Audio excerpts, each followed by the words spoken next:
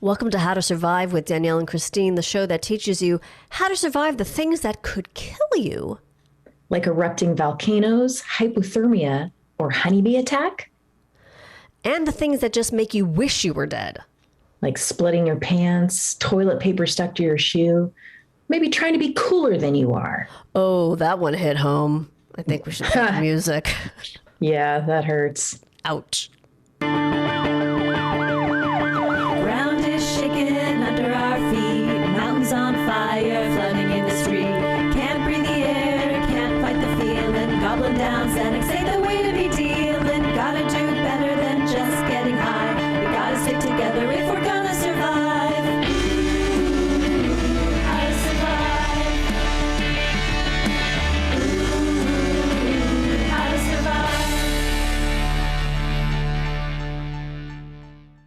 Welcome to How to Survive with Danielle and Kristine. I am Danielle. I'm Kristine. And I'm Danielle, and I have COVID. And I formerly had COVID, but I didn't give it to you. No, because Kristine is in Germany right now as we speak. This is our first Zoom show. I wonder if people can sense the difference that we're not all in the same room.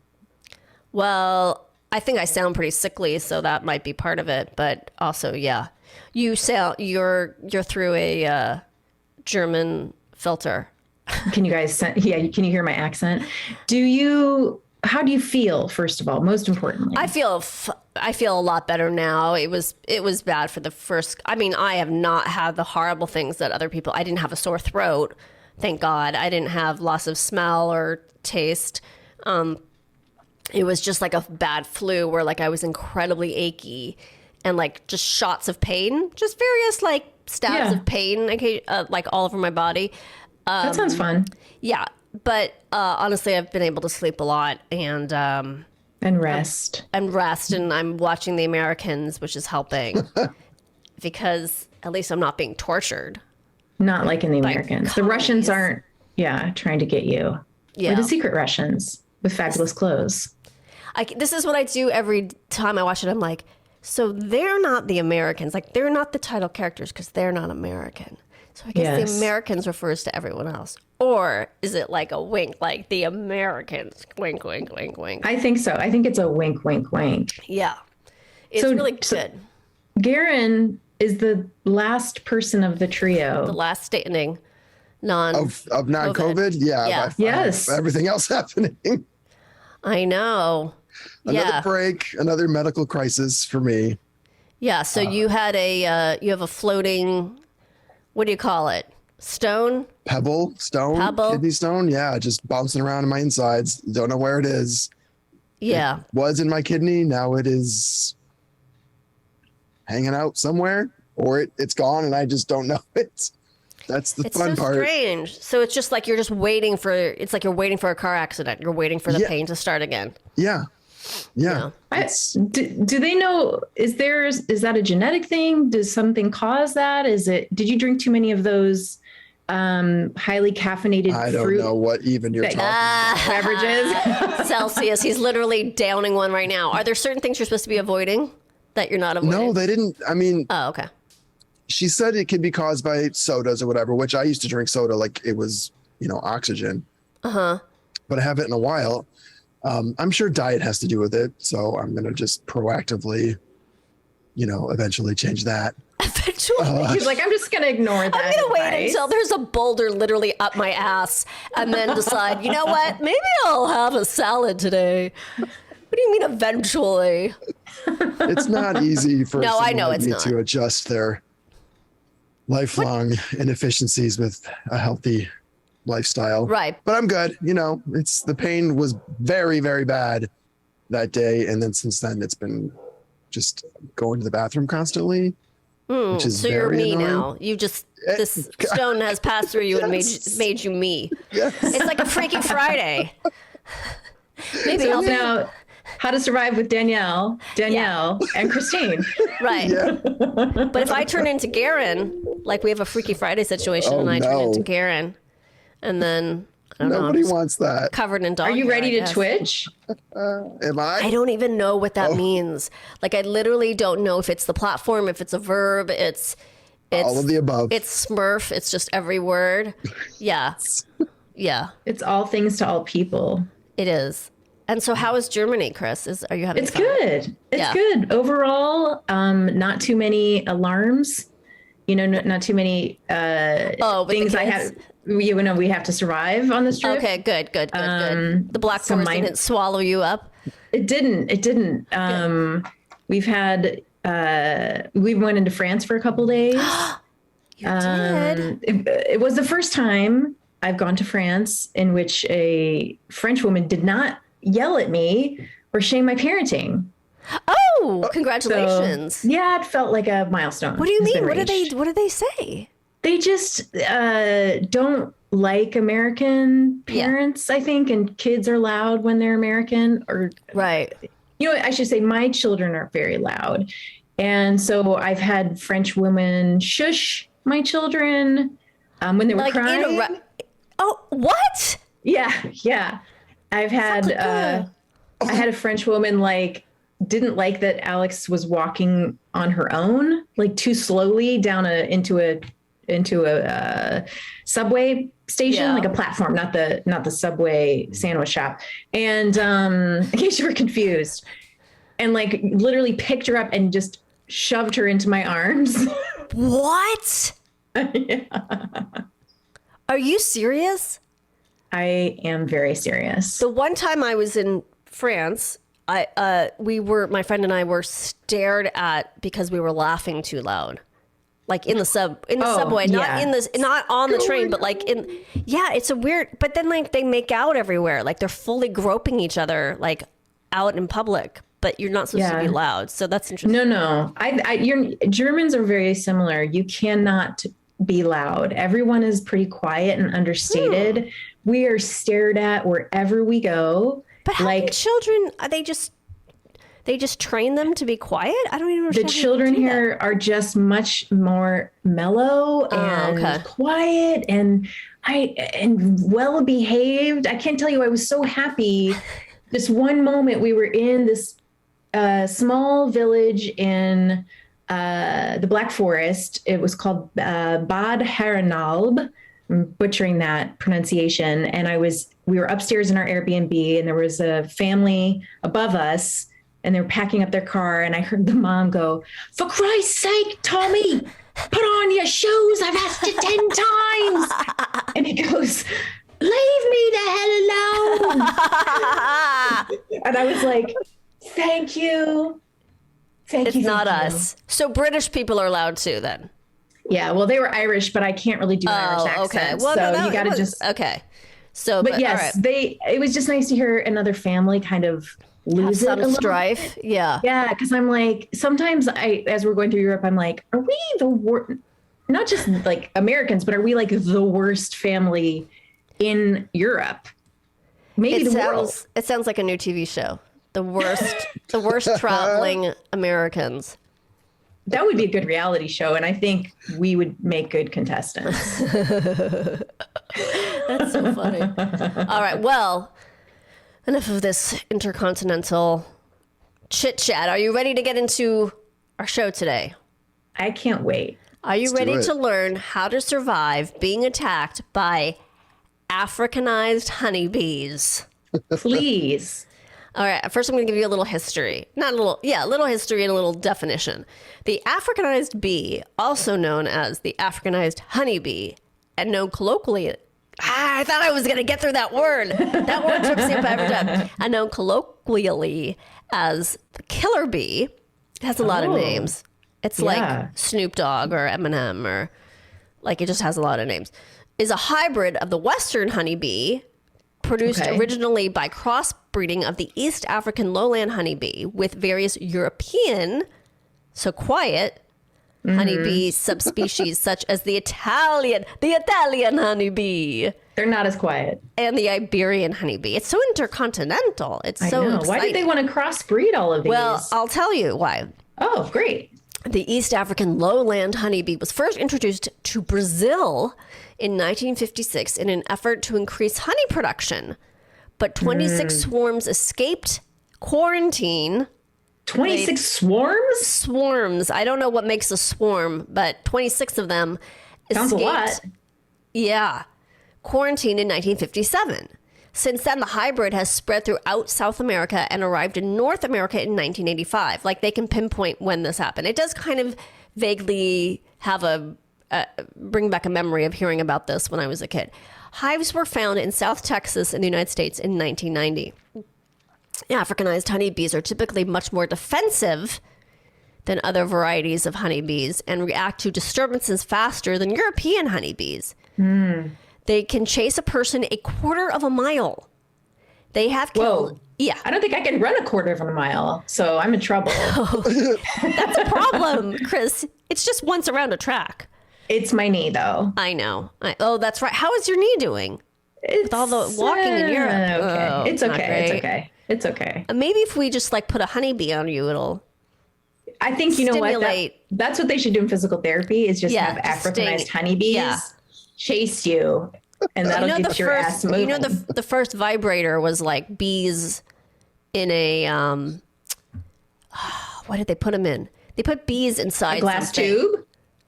I don't think they had glass This tubes. is real? This is 100% real. This was like Cleopatra times. No way. Yeah. They put bees inside something. I mean, that's a scary way to get off.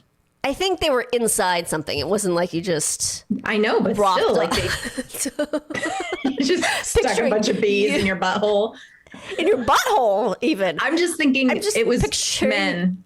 Oh, no. I think this was for women. I'm picturing you in the elevator with a bunch of bees. Remember, you were like, yeah, if you're in the elevator, just masturbate to pass the time. I was like, what? Okay. They can chase a person a quarter of a mile. They have killed some 1,000 humans, with victims receiving 10 times more stings than from European honeybees. They have also Whoa. killed horses and other animals. Wow, they can take down a horse. I know, right? Bees swarm most often in the spring and fall. That is when the entire colony moves to establish a new hive. They may move in large swarms until they find a suitable spot. Once the colony is built and the bees begin raising their young, they will protect their hive by stinging. So this is mama, you know, mama bear, but bees. Mama bee. Mama bee. Okay. We're going to talk about, of course, how to avoid an attack in the first place. Thank you. You're welcome. Avoid colony formation by filling in holes or cracks in exterior walls, filling in tree cavities, and putting screens on the tops of rain spouts and over water meter boxes in the ground. Do not bother bee colonies. If you see that bees are building or have already built a colony around your home, do not disturb them unless they are causing a specific hazard or problem. Call a pest control center to find out who removes bees. If the hive seems to host honeybees, contact a local beekeeper who may be able to help relocate them. That seems like a lot of work, but that's important, I guess. So yeah, you got to keep the bees alive. You do have to keep the bees alive, but you also have to not die. Okay. Pro tip. A non-allergic person can survive about 10 bee stings per pound of body weight. Albeit That's a lot. comfortably. Yeah, right? Yes. I thought you were going to say 10 in general. Right, I know. So if you're 100 Glad pounds, you didn't. Yeah. you can survive 1,000 bee stings. Wear light-colored clothing. Honeybees have evolved to recognize. You better recognize. You recognize. Sorry. Cut that out. Threats from predators like bears, honey badgers, and other dark-furred mammals. Also avoid the color red, which appears black to bees. Oh, and they like black. Yes, they are attracted to dark-furred things, so wear light colors and don't wear red. Never approach or disturb a nest. If you notice bees entering or exiting a rock crevice, a hole in the ground, or a tree cavity, assume there's a nest present and leave the area immediately. Done and done. Don't stick your fingers in there. No. Or Don't your stick toes. your penis in there. No, don't be like, I'm going to pee in that hole. Yeah, I'm going to measure the depth of this crevice with my naked penis. Don't do that. Oh, no. Garen, that's for you. That's for you, Garen. I mean, thought you that would can relieve if my you don't see a stones. bee, but what? That's how you got your stones? But that's how I relieve them. Oh, It's holistic. stings. well, Holistic. maybe. Pay attention to bee behavior. If bees fly into you or begin to swarm over or around you, they are probably trying to warn you off. Remember, don't swat at the bees, just leave. Bees are attracted to movement, and killed crushed bees emit a scent that will attract more bees. Oh. Yeah. I didn't know that. I didn't either. Swatting at the bees only makes them more aggressive. Now, how you don't instinctively swat at the bees, I don't know, but this is a really important thing to remember. And don't try to kill any, because then it's blood in the water to these I'm just going to call them asshole bees. Yeah. They're just assholes. I like that name. What, asshole bees? Yeah, I think that's what they should be renamed. They already have so many nicknames. Might as well give them another one. Yeah. If you accidentally disturb a nest, run immediately. Try to get to an enclosed shelter, such as a car, or run until the bees stop following you. It may be necessary to get a quarter mile or more away from where the attack began. Cover your face with whatever is handy, if you can do so without impairing your vision. Oh my God. Like, don't be driving with your eyes over your hands, over your eyes. I've got COVID. Listen. No, you've got carte blanche. You say whatever you want. I have my sense of smell, but not my sense of the English language. Okay. If no shelter is available, run through bushes or high weeds. This will help give you cover and make the bee navigation more difficult. So I really don't want to run through a bush. Well, you don't want to be stung by bees. What if it's a blackberry bush and it's full of thorns?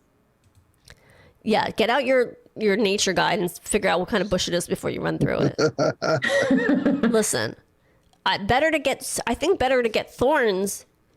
Thorns don't have venom in them. You're right. Okay. Never jump. Here's where cartoon logic bites me in the butt again. Never jump into a body of water to escape bees. They will wait for you to surface. No. Yes. There was a case in which a swarm of bees hovered for hours over a man in a lake, stinging him whenever he came up for air. Oh, they are assholes. The man survived only because the bees returned to their hive after sunset. He waited it out. He waited it out. Can you imagine? Just, I can't breathe. Oh, I got to get some air and get stung and then go back down. I can't even imagine. If you get stung, remove the stinger. If a bee stings you, it will leave its stinger in your skin. Remove this. Now, this is very interesting. Remove the stinger by raking your fingernail across it in a sideways motion. Do not pinch or pull the stinger out. This may squeeze more venom from the stinger into your body. Do not let stingers remain in the skin, because venom can continue to pump into the body for up to 10 minutes. 10 minutes? Yeah. That's a lot of venom in that little stinger. I know. Drag a dull knife or credit card across the skin to help remove stingers. Oh, so my gosh. I guess they want you to scrape it out, but how do you but get it out without breaking it? I mean, that's really a lot of work. You do this with a jellyfish stinger too. Oh, really? Yeah. Like you can't pull it out because it'll squeeze more venom into you? Yeah. Yeah. Oh, I don't know if that's what Benji did last time we were here. Of course. And you know why? Because he went into the water. Because he's Benji. He picked up a jellyfish and said, "Look, guys, I've got a jellyfish." And then he goes, "Ow, it's stinging me." Oh, no. All right. You want to hear a story? I live for the story. I know. On a late May morning, a pair of young hikers were walking along a popular desert trail near Mesa, Arizona. Were they romantically involved? Sorry, I just want to know if they were coupled.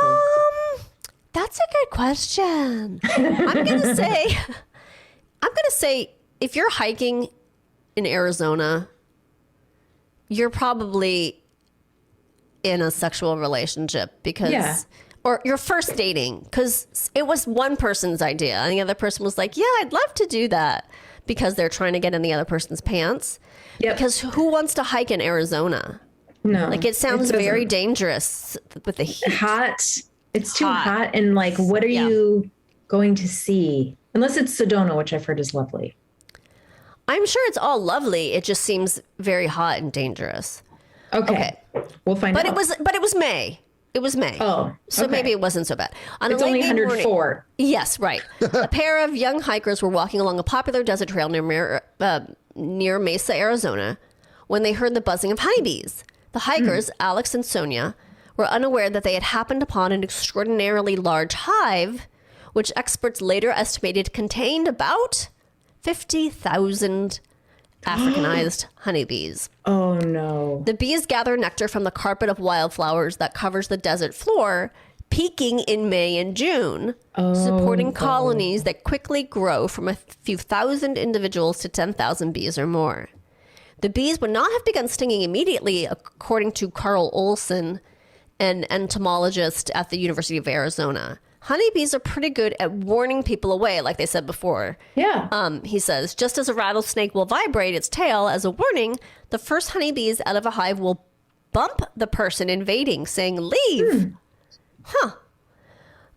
Sonia, who lived and often hiked in the area, had moved farther down the trail and took off running. But Good job, Alex, Sonia. now we get into it. Alex was a visitor. So now I'm thinking this was some sort of like computer dating thing, and they met, and he was like, sure, I'll come to Arizona and hike with you, Sonia. Yeah. That's what I think happened. Anyway, Okay.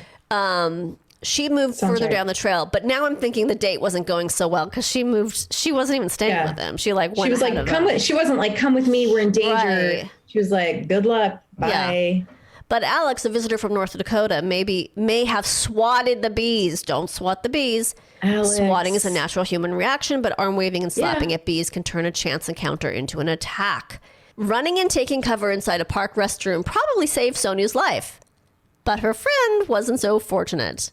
Rescuers found Alex on the ground near the hive, covered with bees. Oh my God. He was rushed to a nearby hospital, but the young man soon succumbed to the toxic effects of more than 1,000 stings. That has been How to Survive an Attack by Africanized Honey Bees. And we'll be right back with our guest. Welcome back to How to Survive with Danielle and Kristine. Danielle, Kristine, how was your break? my break was looking at your pretty face on Thank you. Zoom. Thank you. Well, I did buy a lipstick today at the German drugstore. Oh, yeah? So Is it like a name brand lipstick or like just German it's German. lipstick? I don't know. It was a German name brand lipstick. And, you know, here you have to go to an apotheca to get medication. Okay, like an And- apothecary, I'm assuming. It's the Exactly. same word? And Okay. then they have another place called Budni, which is like more like the Rite Aid, where you can get, you know, body wash and lipsticks and all the stuff you get at Rite Aid, except the pharmacy stuff. Okay. So I like yeah, to they go have in there everything and separate, yes, right? get all the body washes and the creams. And How much just body went on a- wash are you going through, and how dirty are you? I'm a filthy girl. You're a filthy American. Everyone knows that about me. That's right. And I'd love to tell you more details about how disgusting I am. Great. But we have a guest. Yay. We have a good friend. We have a good friend of everyone here, CeCe Pleasants. She's a fabulous, funny writer from The Late Late Show with James Corden. And we all know her personally as well, which is cool. CeCe. Hi, I would like to CeCe. hear more about how dirty you are. That's in the after show. Okay, cool. That's premium content. Yeah, it's behind the paywall. We talk about Yeah. how filthy Yeah. Christina's. It gets real adult content. After dark. Yes. We are going to get emails asking how to access that. I guarantee Yeah. it. Oh, yeah. We don't need those kind of listeners. Before we talk to you, we were talking about how to survive being attacked by Africanized honeybees. Oh, golly. And now we're going to talk about how to survive a honeymoon. So what happened? When did you get married? When was this honeymoon? So I got married in July 5th of 2014. Okay. And we went to Maui because, and I want to say before I start complaining about my honeymoon, that I realized that we are incredibly privileged and we were so lucky to have this like amazing, crazy honeymoon. And it really was wonderful. But we like, I don't know. We just like, Brandon and I are not really beach vacationers typically. So why did you choose Maui? Well, because all of our friends were like, you gotta go to Hawaii. It's the greatest place. You gotta go. You gotta go. That's where you go. And then I made this pun like, well, we are getting Maui'd, and which Brandon absolutely hated. He was like, please stop saying that. Wait a second. I'm gonna kill you. Are you telling me you went based on a joke from The Princess Bride? Is that what you're telling me? Pun-based honeymoon. It was a pun-based honeymoon. Okay, those are always you had the the best. first. You had to stick to it. Yeah, absolutely. That is hysterical. So you had never been to Hawaii before? Very stupid. No, never been to Hawaii. Okay. Obviously, it is gorgeous. Yes. It is a gorgeous. It is a lovely- gorgeous. Yes, It is a gorgeous. It is a yes. gorgeous. Absolutely. Yeah. It's amazing. But also we did a honey fund as part, because we just didn't know, like, I mean, we got some, we registered for dishes and stuff, but like, there's sort of only an extent of like, especially when you get married in your 30s, like right. the What do I amount of really things need? that you actually need, Yes, and, yes. gravy boats and shit. So so we did this honey fund, and with the honey fund, you can like, basically people probably know this, but like you sort of parse out different things that people can give you money for. Oh, okay. So we picked all these like really adventurous things, like biking down a mountain and zip lining.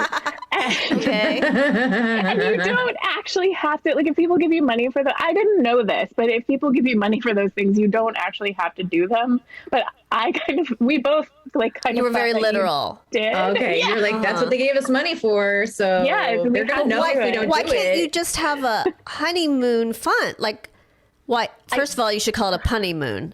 If we're really going to be fair. Oh my God. Why not just? Did I just do Brandon's another gonna whole? love He's this gonna when love I it. talk to him about it later. Yeah. Why not just do a fund and you just donate it to in general? Just Because like a people like to say, "Oh, I'm helping them do ziplining." Like, they think Yeah, it's and fun. people Okay. would send us notes and say, like, we donated to your zip lining. Send us Okay. a picture. This is And so then hysterical. we felt like we had to send But you were the pictures ones who from set it up.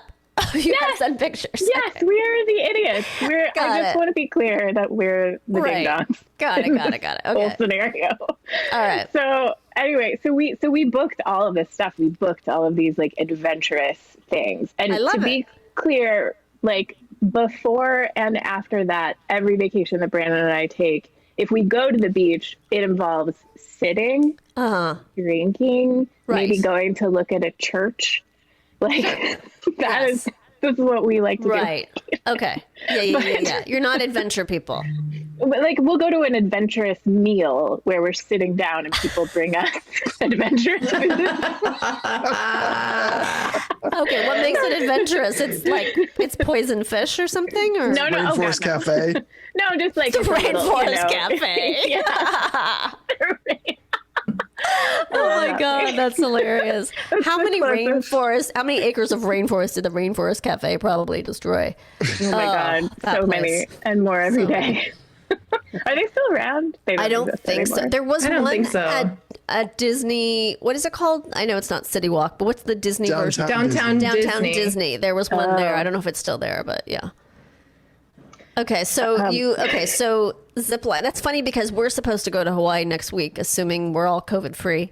And we actually did book ziplining because I wanted us to actually do things this trip. Like, You to want activities. I want activities. Yeah. So it's going to be interesting because I know some of us are going to be scared. And, but some of us have been talked into it. I don't know. It was my idea, but we'll see. Anyway. As long as nobody shits their pants, you're probably fine. Okay, great. Yeah. That didn't happen to us. I was going to say, I thought I was going to. I really thought I was going to. So we get there. So, you guys all know my friend Katie Massey Kennedy. Yes. So she is incredibly sportsy, and she was the one that told us about the first activity that we did, which was you take a bus up to the top of Haleakala. It's this huge volcano. It's like 10,000 feet above sea level. It's like it's above the cloud line. So you take a bus up the mountain, and as you're going in the bus, so it was like the first day that we got there, literally we got up at 3:00 in the morning. Oh no. And got on this bus to go up to the top of this mountain. That's not a vacation. No.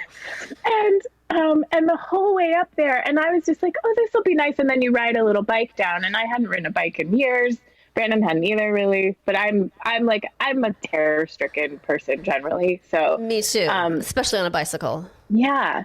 So the whole way up, the guy is like talking about like the beauty up there and whatever, but then he would like slip in a story about, and last year a couple was on their honeymoon and the woman fell off the cliff and died. So like, and he was it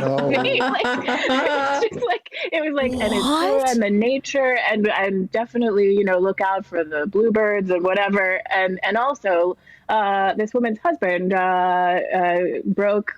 was decapitated falling off the cliff. What the fuck? Why? Do they have to tell you this, or is he just getting his rocks off? No. I love this guy. Yeah, it's pretty good. Entertaining. Very entertaining.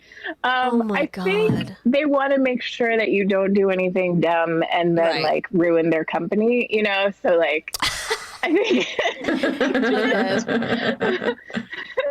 a dose of cautionary tale thrown in, but so we get up and it's beautiful. The sun rises and everyone's like, oh wow, and although it's very crowded, so you kind of have to like there's a ton of people. Yeah. It's like going to a concert where the tallest man just stands in front of you, and so you move over, and then the tallest man moves over, like whatever.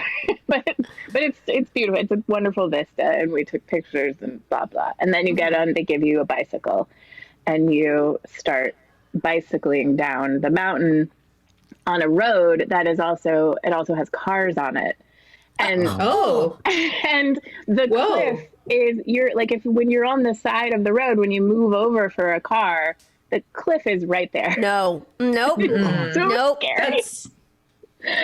This is terrifying. So scary. So scary. I'm gonna kick Katie's butt for you because this sounds horrifying. It's horrifying. I would never do it again. I don't recommend it. Like, the whole time, are you just scared? I would have been scared the whole time. I was scared to death.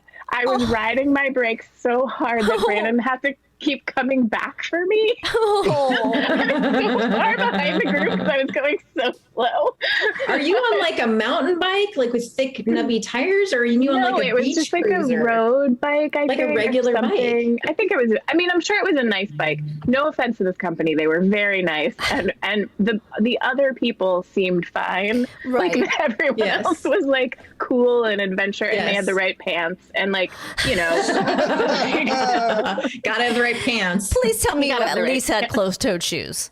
I did have sneakers on. Yeah, I wasn't like wearing a dress and sandals or anything, but like I was wearing like cargo pants, which wasn't. He was carrying a parasol. Yeah, exactly. Sitting side saddle. A crinoline. Yeah. Yeah, so it was insane. And we did make it down, but I did ride the brakes the whole way. It was like just So how long does it take to ride down?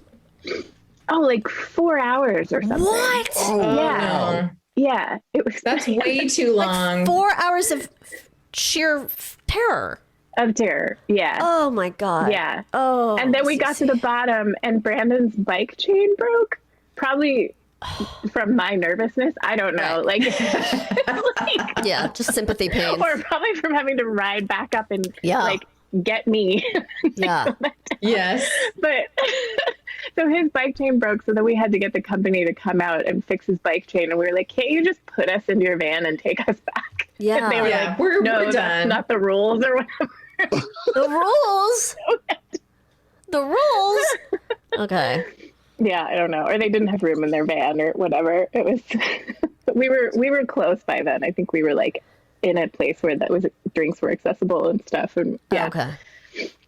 Did he enjoy this? Did Brandon enjoy this part of it? Or is he just like, that was a mistake too? No, I think both of us agreed we'd never do it again. I think he enjoyed it more than I did. Okay. I think he actually did sort of enjoy the scenery and stuff. And he's like, he once owned a bike when he lived in Long Beach and rode a bike fairly regularly. So he's not as like much of an idiot as I am about it all. Yeah, I would have been. I would have bike-averse. 100% have been dead. Like, there's no question I would have fallen off the cliff. I can't ride a bike very well. I just like it's so scary to me. No, I can't either. I get very nervous. I can't believe you did this. Okay, so what was next? All right. So then you survived that. We survived that. It was great. We survived.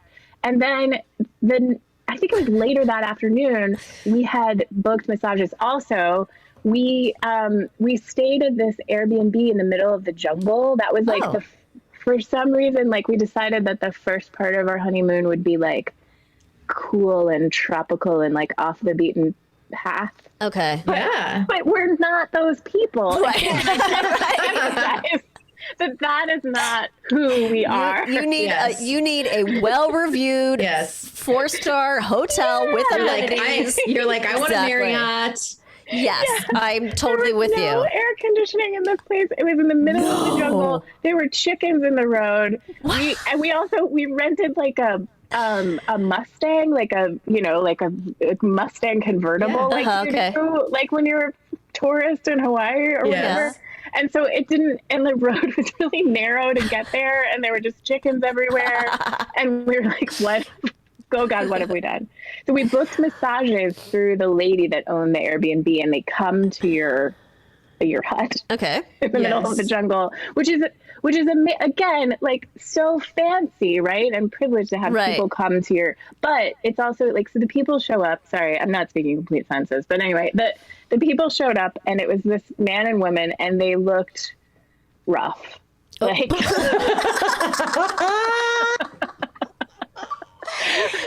did they, by any chance, wear ski pants and work in a board game store? Maybe. Okay. They looked like they were there to sell us some meth. Oh no! And they've also done that. This is fancy. They CeCe. probably could have. Okay.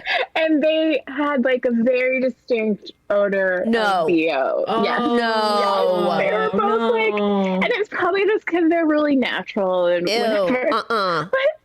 But we were like, and that's that thing that kicks in where you're so polite instead of being like, right. Oh, you know what? We'll still pay you, but I think we're not really feeling massages or just anything. Right. We were like, well, I guess we should go into the other room and get naked and lay on these tables. Have these smelly people touch us now. They're going to kill us. There are stinky people who could easily just murder us right now. Oh, no. Well, it's an adventure. No. I chipped in for CeCe's murder. Yeah. For her marriage. Carol? Yeah. Thanks, Carol. Oh my God. So you went through the massages. So the massages happened. I had the guy because Brandon was like more afraid of the guy than the girl or whatever. And thanks, Brandon. He had been very brave on the bike. So I was the brave one for the massage. And I let this strange meth addict rub me with his like kind of hard callous hand. And he kept like breathing in my ear. And you just smelled his body over the whole time. Oh yeah. Whole time. It was so bad. It was so was bad. it at least a good massage? No. It was like too light. You know? Oh, that's the worst. But also his hands were really rough, so it was like you got an exfoliation? Just getting lightly loofah'd by a little octopus or something.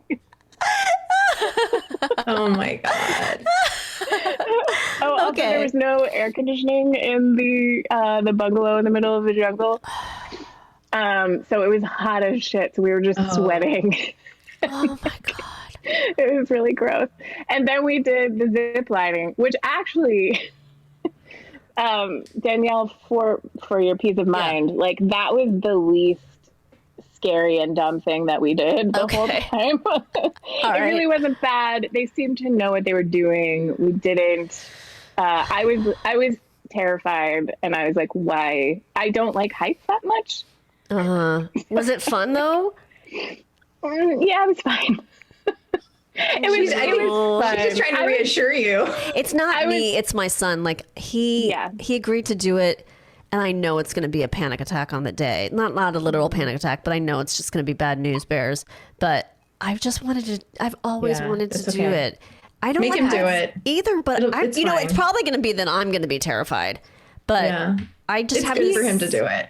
I know he'll probably like it. It actually wasn't like we didn't do one that was like, where you see it where it's like up like in between two sheer cliffs or anything. Mm-hmm. It was like through the jungle, and my biggest thing was like, oh God, I'm gonna hit a tree, because they give you all this information about how you need to swing and make sure that you don't swing this way and you swing this way and whatever. And when I do like an adventure thing, like I just want to be so safe. I want to basically be in a little glass tube and then they fly me over the thing. You know what I mean? Yes. Like I don't, because I don't feel capable of saving myself in any sort of adventurous situation. Right. So well, this whole show is about how we don't know how to save ourselves in any sort of situation. Yeah. So exactly. I understand. So when the guy says, okay, so when you go around this turn, swing or turn your body inward, I'm like, I'm gonna turn my body the wrong way. Like immediately. Yeah. Okay. I didn't realize you had to think. Turn my body the wrong way. I didn't realize and that also assumes that you're in the moment gonna know which way to. And what he's going to be George of the Jungle splat right into the tree. Right into a tree. Yeah. But I didn't. And neither did Brandon. Neither one of us. He said it hurt his crotch a little bit. Oh, great. Because they put you in a little seat, like a little. This might not happen. Okay. Basket made of seat belts. Sounds comfortable. Yeah. So I think it hurt his balls a little bit. Oh, God. Okay. But then, so it was like sort of okay. And then we decided to do the road to Hana in our Mustang, so the road to Hana is this like huge road that goes up to the end of like the top of the island. And it's gorgeous. Like it's really beautiful. And there's all these vistas. But again, it's very windy. There are these 1-lane bridges everywhere. Tiny little 1-lane bridges, and you have to, it's like the honor system. There's no there's no lights or anything, so you just like sit at the edge of the 1-lane bridge and then like creep out and hope that no one comes, like no truck comes the other way, because then you're dead, because everything is just cliffs. Like it's just it's it's like a volcanic island in the middle of the ocean, so there's like everything is just a sheer cliff. Oh my God!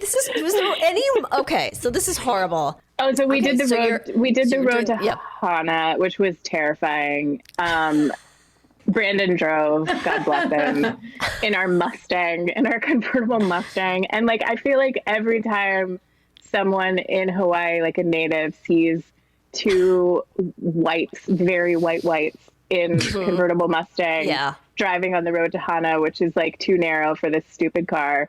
They're just like, ugh. Stupid white. As they should be. Yes. Mainlanders, yeah. Yeah. It's like white knuckling the car. And at one point he went on. I mean, you just can't avoid it. Like he just like dropped off the road, and we thought we were going to die. We didn't. And the car had like a little scratch on it. So the whole rest of the time we were like, oh no, we're going to because we didn't buy the like extra insurance on the car. And so we were like, oh crap, we're going to have to pay for this stupid Mustang. Like, it's ours now. And then we got to get it shipped back. So we did the road. We made it. We saw there's one place where they filmed some stuff from Jurassic Park, which was beautiful, and it was very beautiful. And every time we got to park and walk somewhere, like just go get outside of the car, we were so happy. But also, we set out. We didn't read all the stuff that you're supposed to read before you like all of the warnings. Scary warnings. And so as we're going up the road to Hana, I think we had gotten to like the end of it, and they were like, oh, you really need to get back before sunset. And we're like, what happens at sunset? Because like there's no lights anywhere, of course. It's in the middle, it's like goes through the jungle, and like So there's no street lights or anything. And then you're navigating the 1-lane bridges with no light. No. Why? Why don't they put lights? Because it's like a nice, natural wonder. They don't want to put is there anywhere to stay at the top in case you're too scared to? There's one hotel, but it was completely booked up. Okay. So, and we'd already paid for our jungle hut. Yeah, you don't want to miss the sweaty, smelly jungle hut. Get some massages booked. Yeah, exactly. Had to get back to. God. So we finally, we made it to almost the end, almost back to our hut. And then there was this beach cove that everybody's like, you got to do this. You got to go see this. There's a waterfall and it's so beautiful. And we were like, yeah, we should do that. We have to do that. Of course. I'm laughing because I totally, this sense of you have to do it. You have to experience it. Live every moment. I get it. I totally get it. Yeah. Yeah. Yeah. If you're not living every moment, you're a fucking idiot. Loser. You're a failure. Yeah.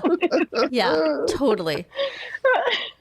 So anyways, then we park and we find this little cove, and it ends up being this really intense hike, and there are pictures of people falling off of rocks, the little, have you seen that where the little stick man is falling off of a cliff? I thought you meant photographs, and I was like, why would they capture that? Yeah.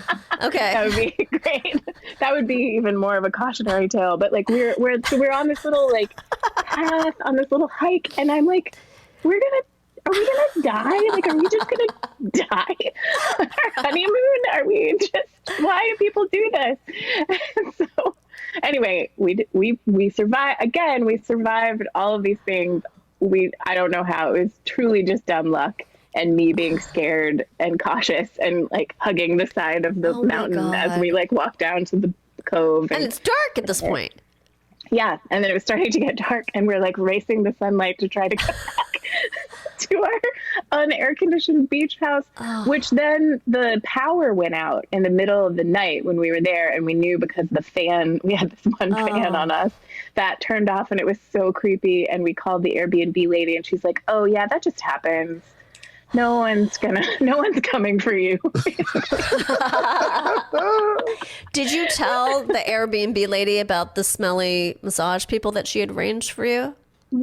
I think Brandon may have sent a little note and been like, I don't know if I would recommend these people to whoever comes. Yeah. And then she was like, oh yeah, they're my cousins. Or one of them, the woman was, I think, her cousin or something like that. And she's like, yeah, she's a little messy. You think she said methy, not messy? Oh, messy. She's a little methy. Maybe she said methy. Oh my God. Messy. Either way. They just come without clothes because that thing they do when they make the meth and they don't wear clothes. Oh yeah, gloves on. That makes sense. Yeah. They just show up naked with rubber gloves. With gloves on, with the rubber gloves on. Yeah. Oh my God. Okay, so you get back to, and then the power goes off. That just happens. Goes out. Just happens. We were like, we're going to be murdered. Somebody's going to come and murder us. But no one did. And then finally, so that was the first half of our vacation. And the second half with me saying, I do think we need to just chill. Yes. So we had booked a condo, in the more touristy populated part of the island. Okay.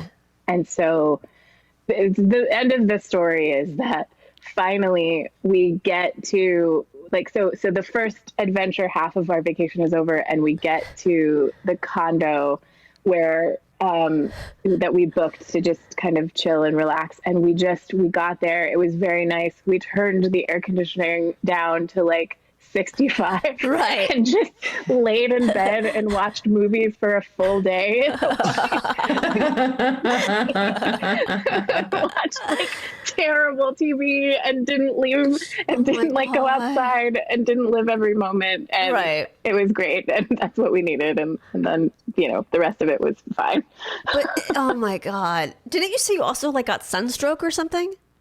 Oh yeah. That was actually so after our day of air conditioning, we went to the beach and we were just walking around in the little town in Maui. I can't remember what the name of there's like this cute little town. There's a couple of them probably. But we were walking around the little town. This guy comes up and he's like, "Do you want to go parasailing?"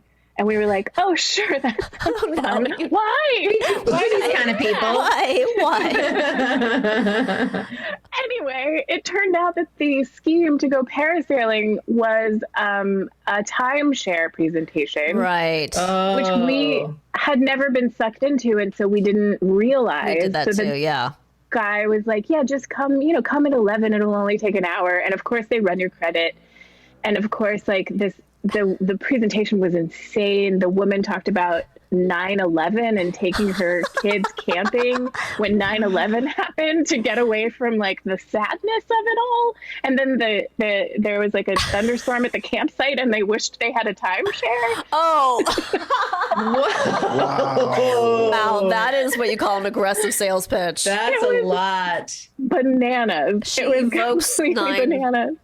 11. 9/11. Okay. Yeah. As a cautionary tale against camping, I guess. So anyway. Otherwise, you'd be camping in Hawaii. Yeah. So we made it out of that alive, and then we went to do the parasailer, our free parasailing. And I'm not good on boats. I get seasick. And also we didn't have we were just wearing like bathing suits and t-shirts and shorts or whatever. Yeah. So, and I didn't even have like a sun hat or anything. And so we're just on this boat and usually on stuff like that, somebody's got some sunscreen or whatever, but there was no sunscreen. Seriously? And so I'm just out there just like, oh yeah, I was just baking. I started feeling sick from both the boat and the, and then the sun and I just got sunstroke. I didn't have to go to the hospital or anything, but I was like, felt like absolute garbage. And and we got off and I was like, I don't want to be at the sun anymore. And I don't want to do any adventures. And I don't want to go in the ocean. This is. I just want to go in the room and watch cheeseburger. Oh. So then was the rest back in your room? Well, yeah. So then we went back once again, just laid down in the room for a very long time and hydrated, and then just I think we had like 2 days left. I think that was sort of like, then we had two final, or maybe even just one final day of our vacation where I was like, I'm sitting under a shade. I'm gonna read a book. I'm gonna have someone bring me drinks. I'm gonna yes. Like the thing. The real honeymoon began. The final. Yeah. Oh, CeCe, that is so funny. Oh my God. Oh my God. I can't. That'll teach you to try to go outside of your comfort zone. Don't do it. Don't do it. It's overrated. See, to me, the convertible is the perfect metaphor for that, because when I grew up in California, in Los Angeles. So of course your dream when you're a little kid is like, I'm going to have a convertible. And then the first time I was in a convertible, I was like, this is horrible. I fucking hate this. Yeah. It's too loud. It's too windy. My hair's all over my eyes. I don't like the noise. That's like the perfect, it seems like it's fun and adventurous and this is what living is, but I hate it. Yeah. That's the perfect. You're exactly right. That is exactly what it is. Right. I want silence. I want my little car that makes no noise. I don't like it. Isn't for me. I want to be in a bubble and I want to have the air conditioning blowing on me. If I'm so lucky as to be able to afford those things. Right. I want to be wrapped in a cocoon. Yes. But that said, are you glad you pushed yourself to do some of those things, or no, you're just like, no, I wish. You know what? It was an incredibly memorable honeymoon. We have some very fun pictures. We have some pictures that make us look like people that we absolutely aren't. Okay. That's funny. So pictures from high places and whatever. So that's cool. And I mean, I guess it's sort of like we have agreed many times that it was one of those things that it's cool that we did it. We'll never do it again. Right. We never have to because we've done it. Right. Right. And maybe next time go to Hawaii and just chill.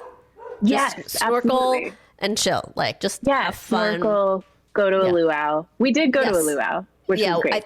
I think maybe that's what we got free with our timeshare spiel. I think we got a luau or something like that. Yeah. Yeah. Yeah, it's fine. It's for dum-dums. Yeah, it's but, totally you know, for dum-dums. I'm a dum-dum and I love it. It was great. The dancers are amazing. They give you some pork. It's great. Yeah. I can't tell you how much I relate to the story because I have such a fear of, I guess I have that FOMO thing where I'm like, look at these people are doing all these things and I want to do things. And then I don't know. Well, we'll see, I guess, if we make it to Hawaii and if we do the zip lining and if my son isn't stuck at the top of the mountain because he won't do it. I don't know. Please let me know how it goes. Oh, I will. Yeah. I'm sure he can. I'm sure there's a way to back out. I'm sure like they have to have. But I want to do it. I know. Yeah. I think you should push him to do it. I know. He Push him off the mountain. I know. I have to literally push him. I'll have to literally push him. Yeah. Well, CeCe, we can't thank you enough for being here. That was an amazing story with like good. just terrifying Lots of thing twists after and turns. terrifying. So many nauseating twists and turns, and we're glad you survived it. Thank Yes. you. Thank you so much. Thank you. Good luck to you. Thank and you. Hawaii. I hope we could just at least get to go. That's really we'll see. But I knew as soon as we booked the tickets that we would get COVID. I mean, that was just like that was a non-starter. It was like, of course, Inevitable. it's not. But thank you so much, and come back on. And we want to know like what happened. What's the next chapter of your life after Corden and all that kind of fun stuff. I'll let you know how to survive being unemployed. Yeah, well, we know. You don't have to. We're all experts here. We don't need. That's the show. We could give a seminar. Yeah, right. That's the show. That's why we have a show. And we will be right back with what did we learn today? Danielle, Yes, are you ready to learn what we learned today? as ready as I'll ever be.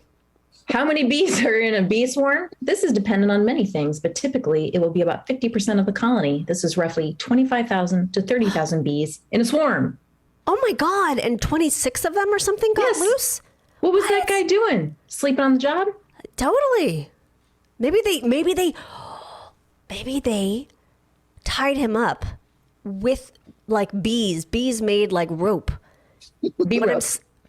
What I'm saying is, again, this is all my cartoon. I didn't realize I watched so many cartoons as a kid, but this is what I'm thinking: that the bees formed like ropes got it. around him.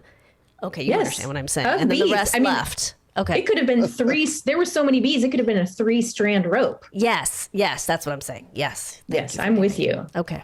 I watched all of those cartoons too. Yeah. Stories say that Cleopatra, 69 to 30 BC, filled a gourd full of bees to stimulate her genitals, Right. which even today remains a legendary story of the earliest attempted DIY vibrator. Yeah. Do it yourself. You know, it doesn't need batteries either. No. You have to charge that. Yeah, I mean, the bees might die. You have to probably replace them. Well, you gotta go out and get a swarm and stick the swarm in, but Yeah. this is an eco-conscious vibrator. It is. It's like using the whole buffalo. Or something. I don't know. People think cardboard straws are going to save the earth. No. No. This. Gourd vibrators. Gourd vibrators. Gourdabators. But the gourds would have to be pretty thin, I think, to make the rumbling of the bees enough to make it move, right? I guess it depends on how many bees you put in there, yeah. Right. And how good you scrape out the insides. Right. All we of can the do gourd. is try it. Yes. Okay. Not yourself. Right. Got it. All right. Don't swat asshole bees. Yeah. Run fast and far until the bees stop following. Mm-hmm. Always plan your wedding and honeymoon based on the most convenient pun. Yeah. Exactly. And the most important thing we've learned, the Rainforest Cafe still has a few locations left, including Disney Springs and Disney's Animal Kingdom. Huh. They do. Interesting. I didn't even know Disney Springs was a thing. I don't even know what that is. I Or think Disney's it's Animal Kingdom. Orlando's downtown Disney, I think is Disney's. Okay. Thank you guys so much for listening. Thank you for supporting us through COVID and travel and nonsense and kidney stones. And we just can't thank you enough. And just keep on listening. Tell a friend. Yes. Why don't you? And as always, remember, remain calm. That's as good as we're going to get for Zoom. Later. Hey guys, Garen here, your friendly neighborhood garden squirrel. Just want to give you guys a quick programming note. We will not have a new episode next week, August 9th, as we are all on vacation. So we will be back the week after, August 16th, with a brand new episode with a fantastic guest. We can't wait to bring that to you guys. Thank you so much for your love and support on behalf of myself and Danielle and Kristine. We love you guys and really, really appreciate you. That's it. We'll see you next time. And as always, remain calm. Okay, bye.